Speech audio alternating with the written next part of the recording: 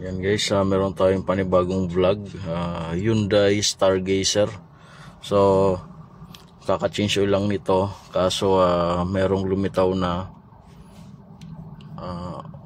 preventive maintenance service, so kailangan ma-reset. So tingnan natin.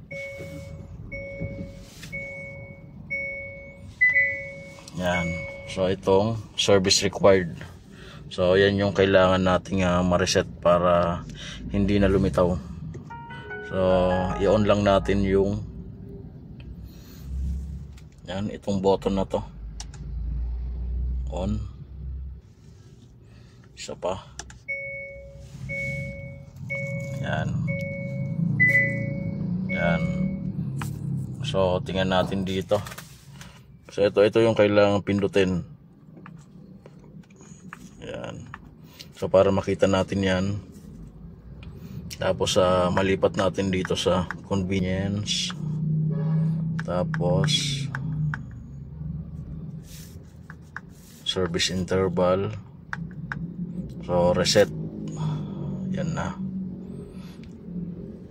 So reset natin. Yes. So 77,500 kilometers or 182 days. So doon ulit siya mag-a-appear. So okay na yan. Tingnan natin kung lilitaw pa.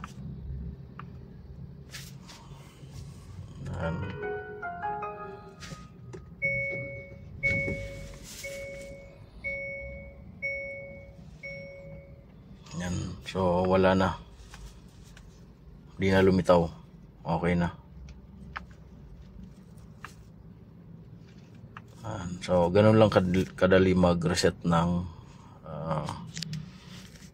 maintenance indicator nito.